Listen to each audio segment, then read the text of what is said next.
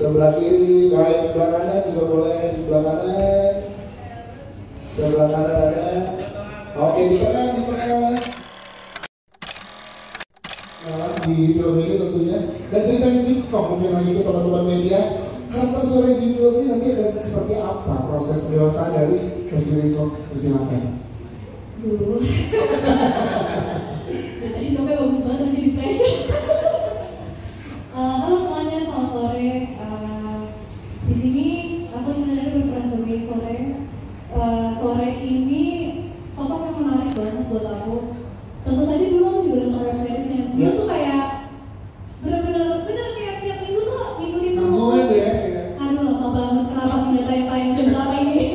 Jadi kayak sebuah experience yang surreal banget tiba-tiba join di sini. Dan karakter Sore sendiri menurut aku apa ya, sosok yang sangat aku respect banget sih sama dia, karena aku ngerasa banyak aspek di Sore yang aku tuh gak punya gitu, kayak kesadaran yang sangat luar biasa gitu, dan rasa cinta dan kasih sayang yang dia rasakan kepada suaminya tuh besar sekali gitu, sampai bisa punya keinginan untuk memperbaiki hidup suaminya, gimana caranya supaya suaminya bisa hidup lebih baik.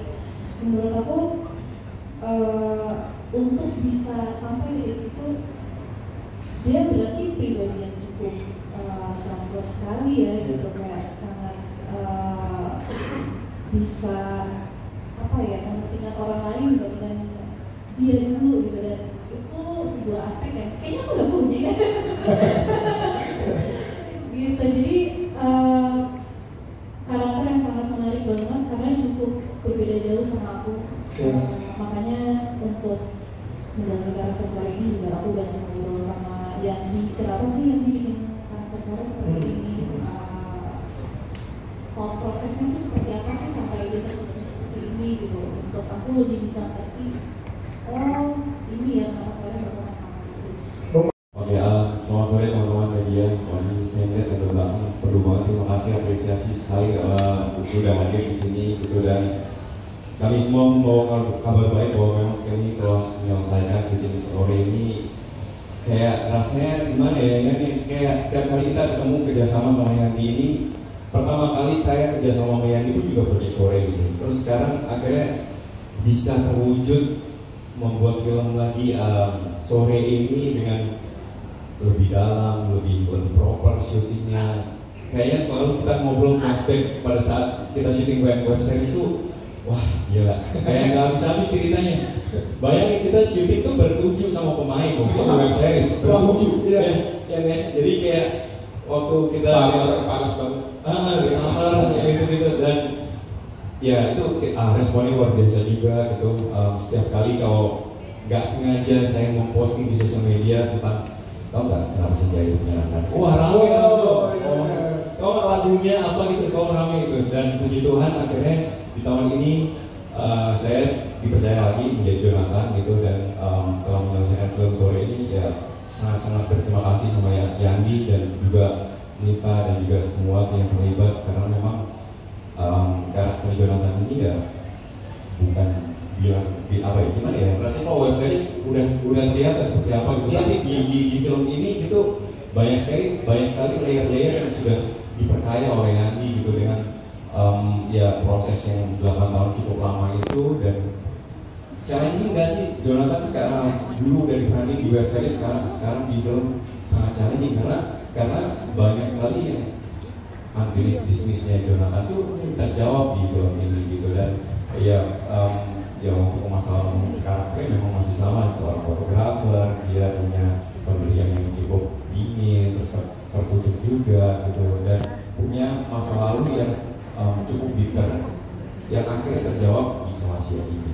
Oke, wah tapi cukup segitu dulu. Mulai cukup kuat, intens mendevelop tuh sejak setahun yang lalu.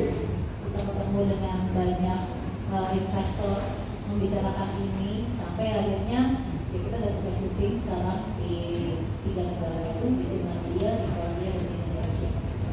Sejauh ini sudah selesai syuting, tapi belum ready. Oke, jadi udah selesai syuting, ketemu dulu sama teman-teman media kan menjadi produksi debut secara mandiri dari Cetak Films. Sebelumnya kan co-production dengan PRI atau production lain gitu ya. Seperti apa rasanya kalian melahirkan untuk Mas secara mandiri cerita films dengan kalian Roma adalah seorang istri dari Mas Irfan ini Anita. Silakan. Iya, kalau film sebetulnya memang kita pertama kali bekerjasama dengan Imaginary bikin cerita seperti di film-film. Kemudian kita bikin lagi satu kakak tujuh ponakan bersama Mandela Pictures yang awal tahun akan tayang. Terus sekarang kita memutuskan cerita film juga memproduksi sendiri filmnya. Dan tanpa support dari para investor, saya rasa nggak akan terjadi hari ini. Saya punya Ibu Meliana Saryadi Garta yang menginvest film ini. Boleh berdiri Ibu, silakan dulu kenalan teman media ya. Kemudian ada Mbak Queen juga mensupport kami. Boleh kita berdiri. Kemudian ada Slingshot Pictures, ada Agus. Yeay. Kemudian ada Trinity Optima diwakili dengan Banika.